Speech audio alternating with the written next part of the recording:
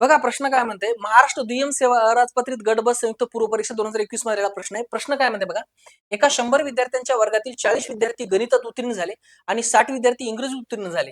8 विद्यार्थी गणित व इंग्रजी या दोन्ही विषयात अनुत्तीर्ण झाले, तर किती विद्यार्थी दोन्ही विषयात उत्तीर्ण झाले?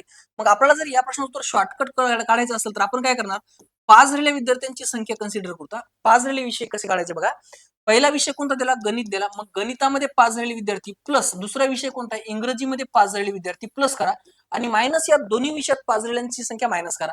मायनस काय होणार आहे, गणित प्लस इंग्रजी याच्यामध्ये पास झालेले विद्यार्थी मायनस. मग आता गणितामध्ये जसं दिले तिथे बघा, गणितामध्ये 40 विद्यार्थी पास झाले प्लस इंग्रजीमध्ये 60 विद्यार्थी पास झाले आणि मायनस याच्यामध्ये पास झालेल्यांची संख्या काढायची, 8 विद्यार्थी गणित आणि इंग्रजीमध्ये दोन्ही विषयात अनुत्तीर्ण झाले, म्हणजे याचा अर्थ 92 पास झालेत.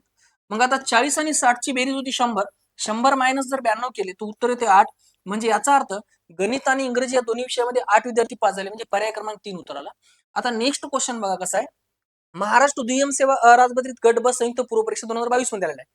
प्रश्न काय म्हणते, एका क्लबमध्ये 80 खेळाडू आहेत, त्यातील 36 खेळाडू कबड्डी खेळतात व 48 खेळाडू क्रिकेट खेळतात.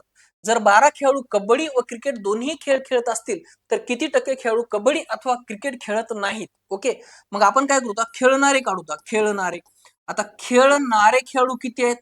पहिल्यांदा खेळ कोणता आहे, कबड्डी आहे, म्हणून कबड्डी लिहून घेतला.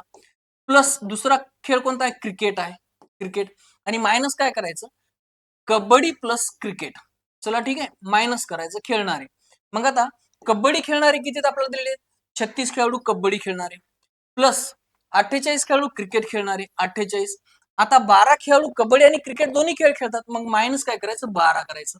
आता 36 आणि 48 ची बेरीज किती येणार आहे, 84 मायनस 12 येईल, म्हणजे याचा अर्थ आपला उत्तर येईल 72. आता हे खेळणारे खेळाडू 72 आले. ओके, मग न खेळणारे किती असतील, न खेळणारे, मग न खेळणाऱ्यांची संख्या 8 असेल ना, कारण टोटल क्लब मध्ये 80 खेळाडू आहेत. म्हणून आपल्याला सांगता येईल, काय सांगता येईल, तर आपल्याला उत्तर सांगता येईल की 8 खेळाडू खेळत नाहीत, किती खेळाडूमधून, 80 खेळाडू मधून, गुणीला 100. हे शून्य कटला, हे शून्य कटला, 8 1 8 8 1 8, म्हणजे उत्तर आलं 10. म्हणजे पर्यायामध्ये 10% दिले, पर्याय क्रमांक 3. व्हिडिओ आवडला असेल तर लाईक करा, शेअर करा, कमेंट करायला विसरू नका. चला भेटू आपण पुढच्या व्हिडिओमध्ये, तोपर्यंत जय हिंद.